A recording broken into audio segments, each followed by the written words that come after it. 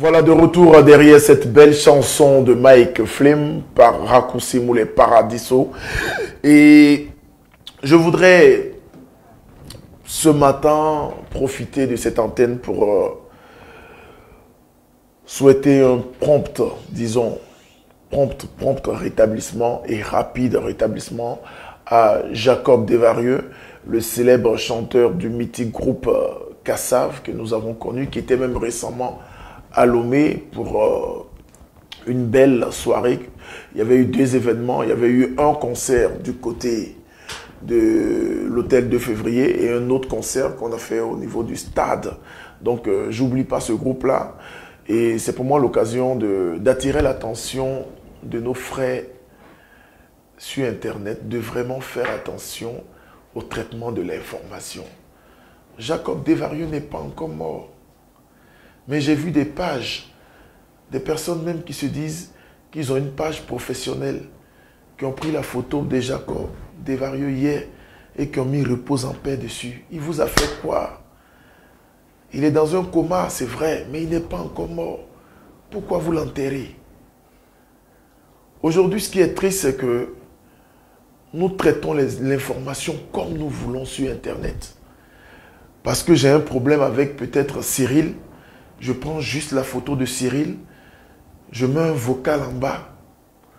Faites attention à ce monsieur, c'est un bandit, il est atteint du VIH-Sida, il a fait ceci, il a fait cela, et je balance ça dans un groupe WhatsApp. Direct, ça tombe dans le groupe. Tu ne connais pas Cyril, tu n'as jamais vu Cyril, tu ne sais même pas c'est qui. Tu ne connais même pas sa nationalité. S'il est togolais, il est marocain, il est burkinabé. Le pire, qu'est-ce que tu fais? Toi aussi, tu prends ça. Tu mets ça sur ton statut. Tu vas sur ta page officielle. Tu mets ça. Et ce qui est intéressant, tu te joues les écrivains. La vie, faisons attention à la vie. La vie est vraiment dangereuse. Ne pas rencontrer n'importe qui, faire confiance. Ce monsieur que vous voyez là a fait ceci, a fait cela. Et demain, quand on vous interpelle, tout ce que vous avez à dire maintenant, c'est moi aussi j'ai vu ça sur Facebook. Moi aussi j'ai vu ça ici. Faites attention à Internet. Parce que ça peut vous conduire loin. Internet. Internet. Oh! Faites attention à Internet. Vous n'êtes pas obligé de venir parler de sujets que vous ne maîtrisez pas. Vous n'êtes pas obligé de venir partager des informations dont vous n'avez pas la source. Traitez tout avec une certaine légèreté, s'il vous plaît. Parce qu'on sait où ça peut vous conduire. On ne vient pas taper sa poitrine et donner des informations sur Internet parce que Alpha aussi a entendu ça chez Beta. Beta a eu ça chez Gamma. Gamma a eu ça chez Celta. Finalement, la vérité est où? Vous avez enterré Jacob hier sur vos pages, sur vos statuts, alors que le monsieur est dans le coma, en train de lutter entre la vie et la mort. Imaginez la peine que vous créez à sa famille juste pour cette publication. Deux personnes sont en palabre quelque part. Au lieu de vous taire, c'est vous qui venez vous jouer les grands reporters, les grands journalistes. Vous ne maîtrisez même pas le quoi, le pourquoi de ce qui les a conduits dans ce conflit-là. Mais c'est vous qui venez rédiger un article déposé. Le pire, c'est que vous n'êtes même pas allé à la source pour avoir les informations qu'il faut. Nous gagnons quoi à nous réjouir du malheur des autres? Nous gagnons quoi à prendre plaisir de voir les autres souffrir? Ah, le monde devient risqué et dangereux. On partage parce qu'il faut partager. On demande aux gens de partager juste le lien d'une émission, c'est compliqué. On demande aux gens de partager une vidéo pour un artiste, c'est compliqué. On demande aux gens de partager des choses qui peuvent apporter la bonne parole. On demande de partager la bonne nouvelle, des astuces. Non, ça vous ne partagez pas. Je parie que peut-être même tu ne sais même pas qui est Jacob Desvarieux. Mais ce matin-là, tu l'as mis sur son statut, tu as mis repose en paix, Fofo. Que la terre te soit légère. C'est ton Fofo en quoi? Tu le connais où et puis pourquoi tu l'enterres? Si c'est pas de la sorcellerie, ça. Aïe. Repose en terre, Fofo. Repose en paix, Fofo. C'est ton camarade.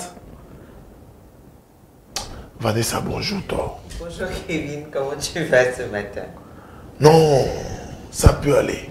Ça sent un peu la fatigue. Oui, tu sais, c'est pas facile de gagner sa vie. Hein. J'ai bossé hier nuit jusqu'à l'aube ce matin, donc j'ai dormi à peine 2 heures de temps. En tout cas, pas du tout facile. C'est un rendez-vous, je ne pouvais pas dire non que je suis fatigué, je vais me reposer. Oui, c'est après cette émission. Tu n'avais même pas intérêt, voilà. parce qu'il y a nos fidèles téléspectateurs voilà, qui devraient être scotchés déjà voilà. à 7 heures. Et j'espère que vous vous portez tous bien également ce matin. En tout cas, moi, ça va. Je vais chercher juste un créneau de 2-3 heures après pour vraiment me reposer comme il faut. Je sais que tu es fan du groupe Kassav et j'ai vu aussi tout à l'heure ton indignation quand tu as vu sur les réseaux que les gens ont commencé à l'enterrer. Oui, oui, parce qu'il faut quand même aller chercher l'information avant de pouvoir relayer. Il y a des informations, il y a des publications pardon, sur le net qui disent qu'il est dans un coma artificiel, qu'il reçoit des soins et tout ça. Maintenant, pourquoi est-ce qu'on doit dire repose en paix? On anticipe sur sa mort ou quoi? Je n'ai pas compris en fait. J'ai l'impression qu'il y a certaines personnes qui manquent de sujets ou bien qui manquent d'inspiration, de composition pour écrire des articles et tout. Et moi, ça me fait mal quand je vois que c'est des pages. Des gens qui ont des pages qui disent qu'ils font un boulot, des pages qui veulent partager des informations. Mais allez-y à la source, faites un petit effort. Il y a Google, tapez, ça donne. Aujourd'hui, l'avantage avec Google, même si tu veux avoir des informations sur ta propre famille, tape ton nom de famille dans Google et lance les recherches. Il y a tellement tout. Ça va te sortir les membres de ta famille, peut-être que toi-même tu ne connais pas. C'est ça l'avantage de Google. Mais les gens ne font même pas de recherche. J'ai l'impression que les gens aiment plutôt diviser, activer et créer. La dernière fois, je l'ai déjà soulevé dans cette émission, la dernière fois, on était en pleine émission quand Zaga est venu mettre un commentaire. Oui. Un commentaire, genre, rigoler, je disais aux gens que non, il y a certains artistes qui traînent dans des clubs, parce que les artistes doivent soigner leur image et tout. Et Zaga a mis juste pour rien en bas, ah mais Kevin, toi on te connaît, si on ne t'invite pas, si tu invites un artiste qui ne vient pas, tu vas couper l'artiste, tu vas bloquer, tu ne vas plus jouer ses clips. Mais il a mis ça juste pour rire. Mais à ma grande surprise, ce que Zaga a dit dans le commentaire là, aujourd'hui, c'est une vidéo qui circule sur YouTube. Et c'est une page d'entête, c'est une page officielle là-bas. Quelqu'un a mis Zaga clash Kevin Dieudonné. Et maintenant, ça dit, il a mis éclair rouge entre lui et moi. Éclair comme ça, là, division totale. Voilà, et c'est sur YouTube en grand caractère. Maintenant, quand tu cliques maintenant sur la vidéo pour aller maintenant voir l'article, il cite Zaga qui n'a pas sa langue dans sa poche ce matin dans le café ce matin dans l'émission Café Matinal, recadre l'animateur. Il m'a recadré en faisant quoi? Oh. Je le disais la dernière fois, Kevin, ceux qui ont l'habitude de nous suivre savent que Zaga, il est toujours dans les commentaires avec toujours un mot pour taquiner, toujours des choses pour rigoler en fait. Jamais rien de sérieux. Donc du coup, c'est peut-être que la personne ne nous suit pas souvent. On ne fait pas peut-être attention. que la personne ne nous suit pas souvent. Et... Aujourd'hui, j'ai l'impression que on s'intéresse plus à ce qui est négatif sur les réseaux. C'est quand c'est pas bon. C'est quand c'est pas bon qu'il y a plus de partage. C'est quand c'est bizarre qu'il y a plus de likes. Et on voit aujourd'hui des clashs partout parce que pourquoi dire que Zaga clash, Kevin, on voit tout de suite des clashs partout aujourd'hui. C'est dingue quand même. C'est dingue. Au fait, et on peut même faire un reproche à une personne sans pour autant clasher la personne. C'est pas parce que je fais un reproche à une personne que je suis en train de clasher la personne. Et le pire dans l'histoire, c'est qu'il y a des personnes qui sont spécialistes dans ça. Ils sont là, ils ont des pages sur YouTube. Et dès qu'ils se réveillent le matin, ils prennent la photo de A, la photo de B. Et ils montent, ils font un montage, ils mettent l'éclair. Et ils mettent ça en grand caractère sur la page YouTube, parce que c'est ce qui attire le monde. Faisons attention au traitement de l'information. Jacob Desvarieux n'est pas encore mort. Il n'est pas mort, il est dans le coma. Arrêtez de mettre sa photo sur vos profils avec repose en paix. Il a une famille aussi. Vanessa? Oui, Kevin. Je sais que c'est un début de semaine et que demain, c'est la fête du mouton. C'est souvent, on faisait des tests et on s'amusait à taquiner un peu les musulmans qu'on connaît. Et souvent, ça marchait. Donc cette année, on va encore faire la même chose. On va voir si on va taquiner un peu les musulmans. Donc les bons musulmans ou bien les musulmans qui nous connaissent là, on a besoin de moutons pour fêter avec vous. Qu'est-ce que tu nous réserves? Est-ce que c'est pour nous montrer comment cuire la viande de mouton pour rendre ça plus tendre ou bien quoi? Qu'est-ce que tu as comme astuce pour nous ce matin, Vanessa? Non, Kevin, on ne va pas parler de la viande de mouton ce matin. On va quand même parler de quelque chose qu'on mange. On va parler de l'huile de palme. L'huile de palme? Oui. Ah, l'huile de palme, ouais, je vois. L'huile de palme qu'on appelle communément huile rouge. En mineur, comment on appelle ça? Amidjen. Je crois même que c'est pour ça qu'on l'appelle huile rouge.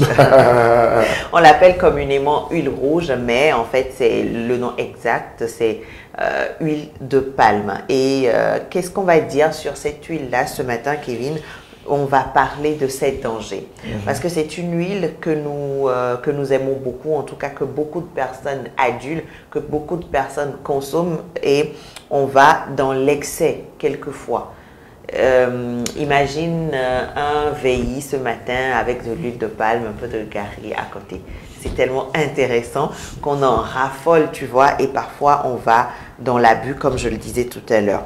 Mais ce n'est pas du tout bien d'abuser de l'huile de palme. C'est un aliment qu'il faut consommer, mais vraiment avec modération, vraiment avec grande modération, parce qu'il y a beaucoup de dangers à trop en consommer. Pourquoi? Parce que l'huile de palme, c'est vrai que c'est un aliment très riche, parce qu'elle contient beaucoup de calories, mais en même temps, c'est un aliment très dangereux aussi parce que c'est une source d'acides gras saturés. Et je le dis souvent quand je parle d'acides gras saturés, c'est ce mauvais gras-là qui augmente le taux de mauvais cholestérol dans notre organisme. Il faut noter que le cholestérol dont l'organisme a besoin, que ce soit le bon ou le mauvais, notre foie le produit. Maintenant, l'excédent, c'est nos aliments que nous consommons qui les apportent à l'organisme. Et donc, si nous apportons trop de gras saturés, c'est-à-dire trop de mauvais cholestérol, on va tomber malade. Et on sait que quand on a trop de mauvais cholestérol, il y a la prise de poids excessif qui s'ensuit, il y a les maladies cardiovasculaires qui s'ensuivent. Donc, il faut faire très, très attention à l'huile de palme. Il faut le consommer, je répète, avec beaucoup, beaucoup de modération parce qu'il y a beaucoup de dangers derrière. Par contre, l'huile de palme est très conseillée dans les préparations de produits cosmétiques. C'est une huile qui fait beaucoup de bien à notre peau et aux cheveux également. On utilise l'huile de palme pour préparer des soins de cheveux et ces soins-là sont super, super efficaces. Ensuite, je disais tout à l'heure, l'huile de palme est très efficace pour les soins de la peau. Je crois que j'ai même déjà montré une recette ici sur ce plateau de lotion pour visage et j'avais utilisé de l'huile de palme. C'est une huile qui rend la peau très douce, qui la clarifie. Voilà. Je ne dis pas que l'huile de palme rendra votre peau claire, mais l'huile de palme rendra un certain éclat à la peau de base que vous aviez déjà. Donc voilà, Kevin, j'ai été très brève ce matin, mais c'est parce qu'il n'y a pas vraiment trop à dire, donc faut pas parler pour ne rien dire. L'huile de palme pour la consommation est très dangereuse, donc il faut la consommer avec modération, mais en même temps pour vos savons que vous préparez chez vous à la maison, vos lotions que vous préparez à la maison, c'est très conseillé d'en utiliser. Voilà. En tout cas, moi j'adore ça. J'accompagne ça. C'est depuis pas plus que moi. C'est depuis à Tapamé que moi j'ai appris à manger ça avec l'haricot. Même pas, il y a un autre qu'on appelle, quel nom on donne? C'est de l'haricot, mais les grains sont un peu plus petits. Il y a un nom qu'on donne, comment on appelle ça dans ma langue? Bon, je vais prendre le temps de chercher le vrai nom. Je vais pas donner un nom et puis les gens vont me rentrer dedans. Je vais pas vous tromper. Donc, je retiens, je cherche. Je cherche en attendant que... Bon, si quelqu'un a le nom en français, il peut m'aider. Hein. Je parle dans la région des plateaux. Là, c'est l'haricot, mais c'est tout petit. Est-ce que c'est de l'haricot? Je ne vois pas. Il y a un nom qu'on utilise à Tapami, mais si je donne ça, les gens vont penser que je suis en train de déconner parce que c'est un nom qui est un peu... C'est en effet... Ça veut dire ce que je veux dire, mais en Mina, ça veut dire autre chose. D'accord. Donc, tu le gardes pour toi, alors? Non, je peux le dire si tu veux. Hein. Tu veux? Tu sais comment on appelle ça chez nous? C'est tout petit. C'est tout petit. C'est tout petit. C'est comme l'haricot, c'est un peu noir. C'est tellement intéressant. Non, c'est tellement intéressant. Ça passe bien avec le fond de l'huile. Tu vois, l'huile, quand le dépôt de l'huile avec un peu de gali, mais on appelle ça... Je dis ça à voix basse, c'est colo.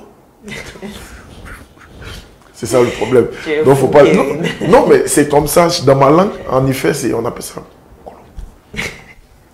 Mais c'est la nourriture, hein, j'ai pas dit autre chose. C'est pourquoi je dis en Mina, ça veut dire autre chose. Parce qu'en Mina ou en éveil. J'espère que tu vas retrouver le nom en français. Le vrai nom, ouais, bon. Parce que j'aimerais bien aussi savoir. C'est tout petit, c'est tellement. C'est tout petit, c'est de couleur un peu noire, mais c'est tellement intéressant. C'est très bon. Et c'est un genre de repas qui.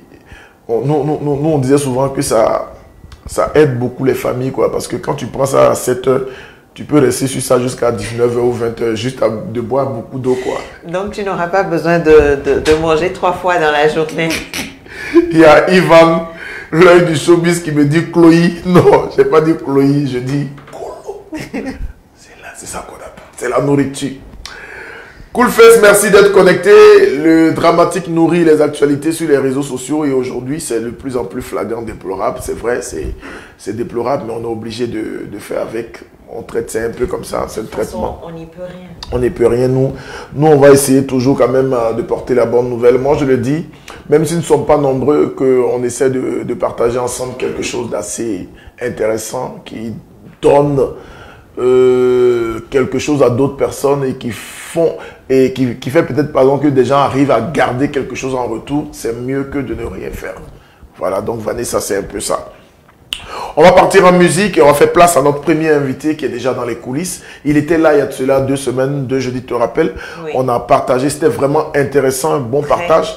Mais on a été malheureusement interrompu par... et ce matin, on va prier les dieux de l'électricité parce que...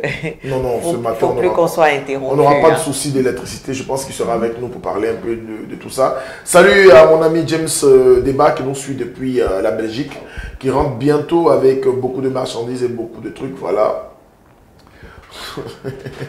Voilà, donc on part avec la collaboration de Picalouz et Dianuela Babagida pour permettre à notre premier invité de nous rejoindre en studio. En attendant, moi je vais prendre un peu de café, donc comme c'est café matinal. Vanessa, santé, Babangida.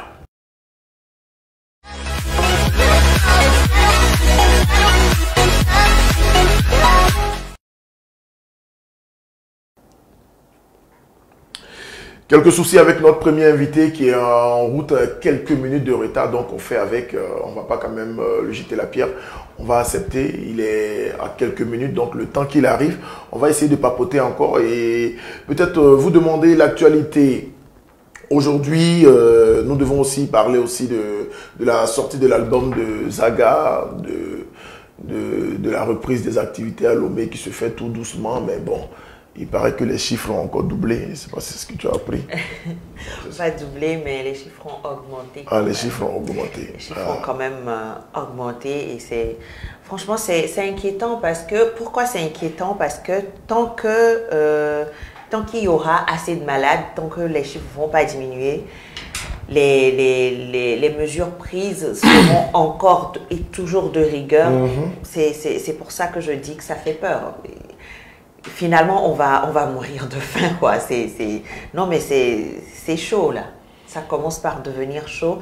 Et s'il continue par y avoir des cas, s'il continue par y avoir de la montée au niveau des chiffres, il y en a qui vont mourir bientôt. C'est que je ne comprends pas. On en rit, mais c'est vraiment triste, c'est très compliqué, ça c'est dur montre, pour les gens ça montre de comment, s'en sortir. ça montre plus que les autres, on dépasse les autres pays limitrophes ou bien, enfin, je ne sais pas. Ah, mais comment? la question, est-ce que la question c'est de dépasser les autres pays? Peut-être que nous n'avons pas les mêmes moyens que les autres pays pour contenir, enfin je ne sais pas trop, c'est ce que je me dis, que nous n'avons pas les mêmes structures, nous n'avons pas les mêmes moyens pour contenir la maladie ou pour gérer, donc du coup, je ne sais pas, c'est peut-être un autre débat, ce côté-là, mais franchement... je ne sais pas ce que cette maladie nous veut. Non, non, il faut faire attention parce que tu sais, quand tu ne sais pas parler, aujourd'hui les réseaux sociaux ça envoie loin. Donc il faut faire attention, ce n'est pas tout qu'on dit en l'air. Non, parce que ça reste quand même vrai, Kevin, que nous avons des réalités différentes. Nous avons des réalités différentes, donc comme je disais tout à l'heure, c'est un autre débat. C'est un autre débat, donc on ne va pas rentrer là-dedans. Moi, ce qui me fait mal, c'est les vacances bientôt. Les examens sont presque... Nos jeunes frères du BEPC ont fini la semaine passée. Je pense que nos amis du bac vont prendre le relais. Oui. Et aujourd'hui, si je ne me trompe pas, c'est aujourd'hui que le bac 2 a commencé cette semaine. Donc déjà, bon courage à tous les apprenants, à tous ces candidats au baccalauréat deuxième partie. Donc bon courage à vous. Et juste après le baccalauréat, qu'est-ce qui se passe, Vanessa? C'est les vacances. Les vacances. Et ces vacances-là, généralement, c'est les moments où il y a les activités. Moi, je pense déjà à Togocel Plage, ça fait 2 ans. Je pense à Mauve Summer, ça fait 2 ans. Je pense aux différents concerts. Je pense aux événements. Là même, je suis un peu inquiet parce que je vois dans les coulisses, les bruits de couloir, je vois des affiches qui annoncent par exemple qu'il y a Dadju qui arrive bientôt à Lomé, qui sera en concert.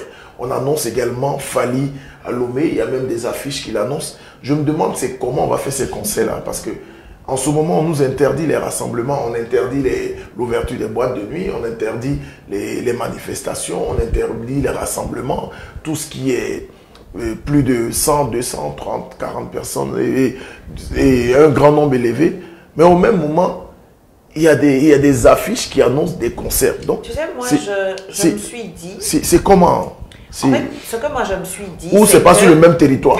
Ce que moi, je me suis dit, Kevin, c'est qu'il y a des gens qui ont prévu des événements pour les vacances tout en espérant que la maladie allait reculer, que les mesures allaient être levées. C'est ce que moi, je me suis dit.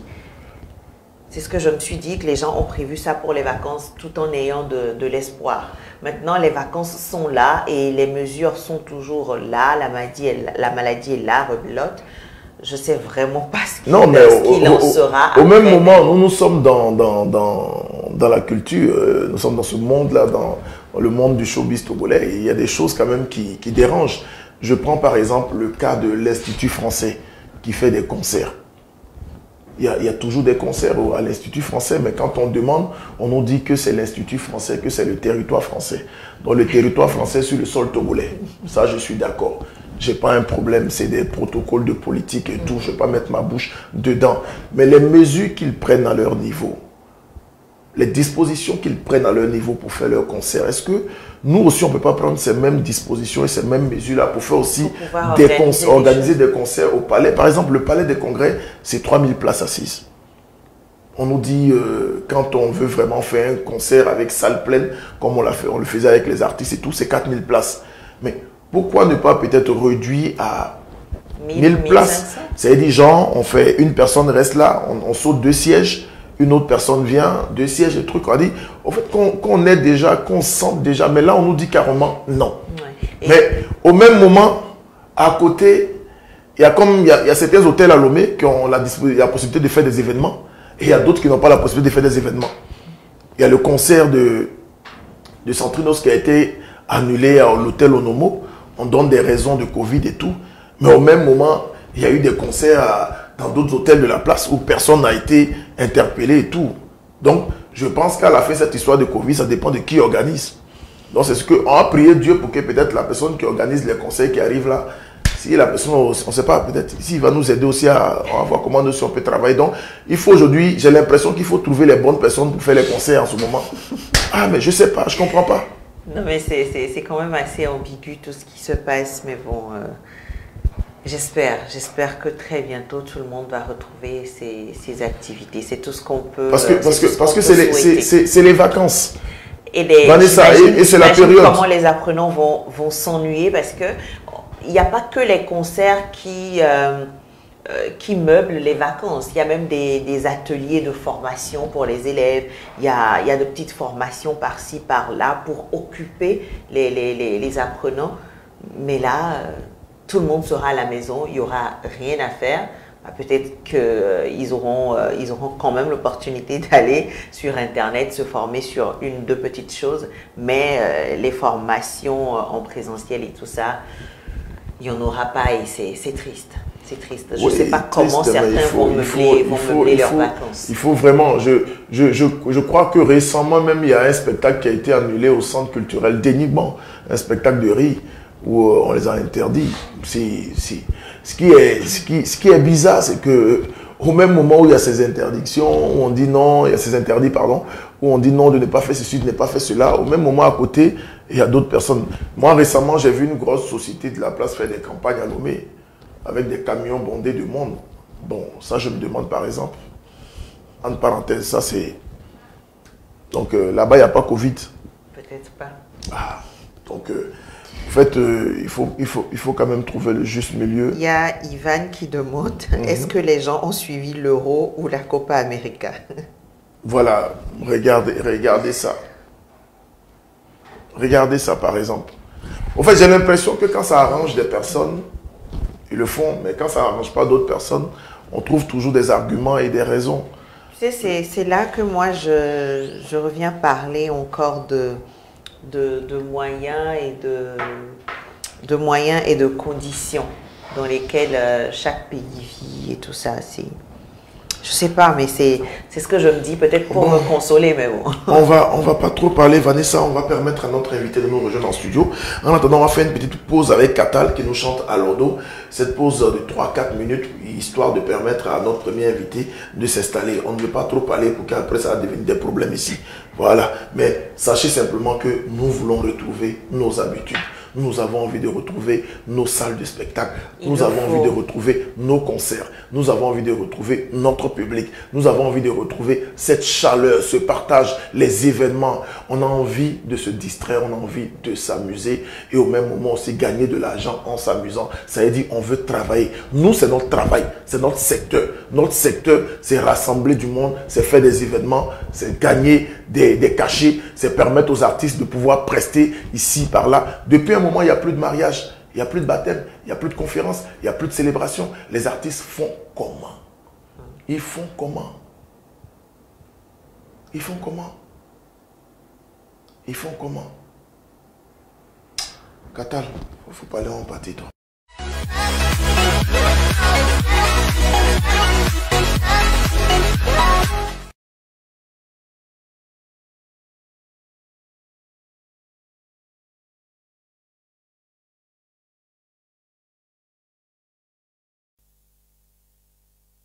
Voilà, de retour derrière cette belle vidéo de Max Fayard.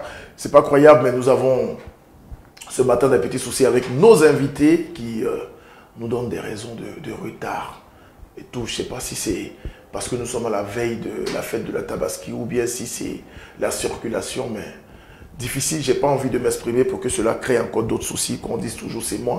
Mais bon, on était censé déjà démarrer avec nos invités à 7h45, mais bon. Jusqu'à présent, ils sont toujours en route. Donc j'espère qu'ils vont nous prendre en chemin. Mais pour le moment, je vais permettre à Vanessa de me parler également aussi de son nouveau et de son roman. J'ai vu que tu as recommencé tes publications et tout. Voilà. Je vais me faire le plaisir de m'improviser invité. Voilà. Pour ceux qui ne comprennent pas, qui ne savent pas, peut-être Vanessa a écrit un roman. Hein. Je ne sais pas ce qu'ils savent ça. On en avait parlé ici. Voilà. Le roman est sorti depuis 2019 plus précisément voilà. en août. En août, oui. Et comme tu l'as dit, tu as remarqué sur les réseaux que ce week-end, j'ai recommencé par faire des publications. C'est juste que je me suis rendu compte que le livre était rentré un tout petit peu dans les oubliettes en fait. Donc j'ai recommencé par faire des publications pour que beaucoup de personnes puissent connaître ce côté-là aussi de moi. J'ai même fait un sondage sur Instagram, je ne sais pas si tu as vu aussi. J'ai demandé ceux qui savent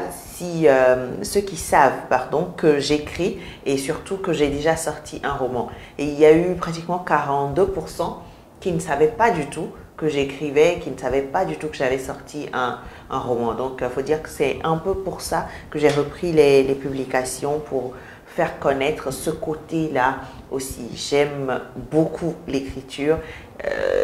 J'écris tout le temps, pratiquement tout le temps, même quand je ne suis qu'avec mon téléphone. J'écris tout le temps. Et voilà. Il y a Malik Otiabouame qui demande le livre, on le retrouve sur quelle plateforme déjà? Le livre est en vente en ligne déjà sur le site des éditions chapitre.com. Le livre est sorti aux éditions chapitre.com. Je vous mettrai, mettrai après les liens et tout ça. Et même si vous venez inbox, je vous enverrai les liens. Le livre est en vente sur ce site-là, des éditions chapitre.com, et sur d'autres sites également. J'enverrai les liens sur le site de la FNAC, par exemple. Vous pouvez acheter le livre en version numérique, vous pouvez l'acheter en version papier, et là vous vous faites donc livrer. Malheureusement pour les personnes qui sont à Lomé, je n'ai plus de stock présentement. J'en avais, j'ai tout vendu. Tu n'as plus de stock? Je n'ai plus de stock. C'est que ça marche, hein? Tu as imprimé combien d'exemplaires? Demande-moi quand même quelle quantité j'avais. Voilà, c'est ce que je vais demander, c'est quelle J'en quantité avais pas beaucoup. J'en avais à peine une vingtaine sur Lomé. Oui. Vingtaine? Oui. Pour 7 millions de Togolais? Bon, vingtaine, je ne sais pas. En fait, déjà, le livre a été édité en France. Ok. Donc, si vous voulez les avoir dans une librairie en France, c'est facile d'en trouver à la FNAC, par exemple. Mais sur Lomé, il faut commander, il faut faire expédier et tout ça.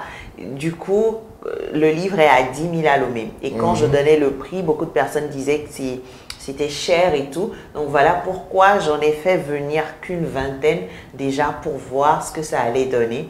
Et vu que c'est fini, j'en ai commandé encore. Et voilà quoi, j'aurai un stock bientôt. Il y a Sika West qui demande le titre du livre, s'il te plaît. Le titre du livre, c'est Brumeux Crépuscule.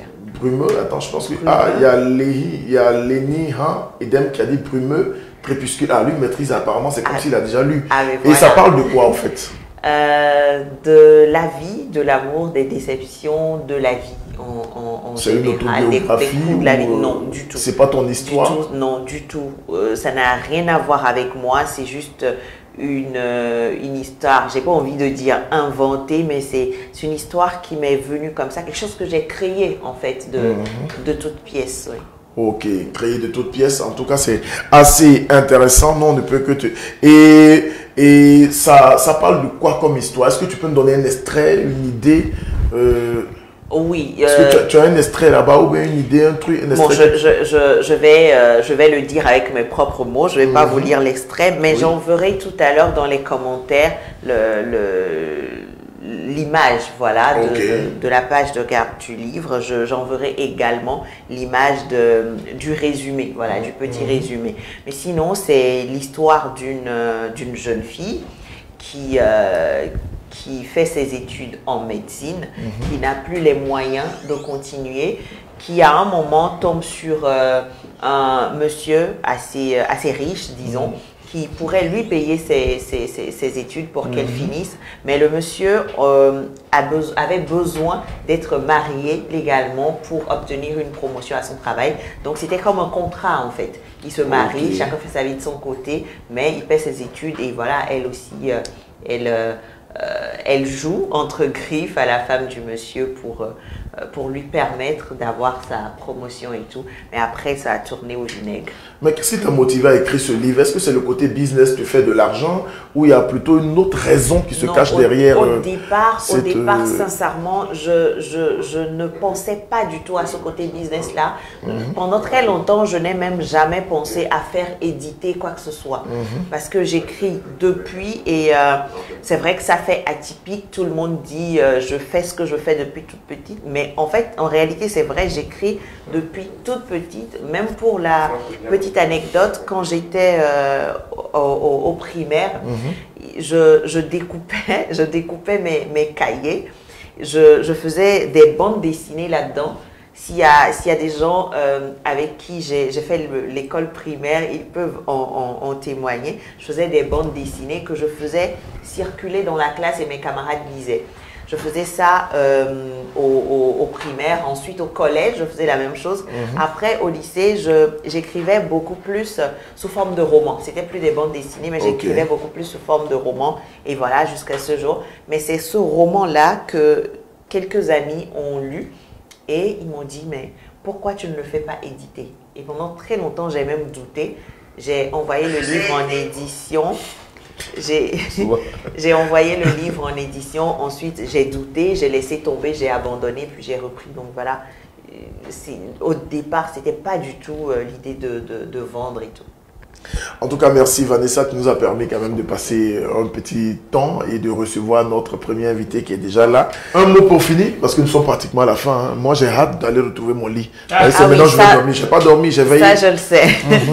Excellent début de semaine à tout le monde. Portez-vous bien, prenez soin de vous.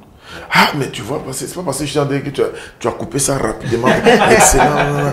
En tout cas, bon, moi je profite pour souhaiter une très très bonne fête de Tabaski à toute la communauté musulmane. Demain, vous êtes en fête, que Allah soit au centre de vos vies. Et je voudrais exaucer les bénédictions sur notre pays, sur la terre de nos aïeux et demander à tous les Togolais de mettre un peu d'eau dans leur verre, d'éviter des palabres inutiles, d'éviter des conflits qui ne ramènent rien, d'éviter des soucis qui nous divisent. Et puis faites attention aux gens qui sont là pour diviser d'autres personnes. Parce que quand il y a un problème, au lieu que les gens viennent apporter des solutions, il y a plutôt d'autres qui sont là pour activer le feu et qui sont contents. Comment on arrive à se réjouir du malheur des autres? C'est difficile, hein? Mais bon, c'est Dieu qui est fort. En tout cas, chacun a son cœur et on met Dieu au centre. Moi, il est difficile que je me réjouisse sur le malheur des autres. Je sais de quoi je parle. Donnons le reste à Dieu et prions pour qu'il puisse quand même toucher le cœur des autres personnes. Quand quelqu'un est malade, on le soigne. C'est la meilleure solution. Aidons ceux qui sont malades à guérir. Aidons-les à trouver les moyens. Trouvons les voies et les moyens pour les envoyer à l'hôpital. Ça va mieux les aider. C'était moi. Merci à 228 Event Digital Événements Média. Je parle de notre réalisateur, voilà, qui était avec nous. Merci également à Géoloduc. Merci à ces quelques personnes, même si ce matin, quelqu'un m'a encore mis dans les commentaires que la connexion, je ne sais pas, mais on était là quand même. Et merci à ceux qui vont venir regarder l'émission après. Et puis bon courage à ceux qui vont passer 2 heures de temps pour chercher des coupures, pour alimenter les réseaux. En tout cas, qu'est-ce qu'on va dire? Ça fait partie de la vie. Bonne fête une fois encore. Et je vous laisse entre les mains de Dieu. Et sur la balai, c'est de Max Fire.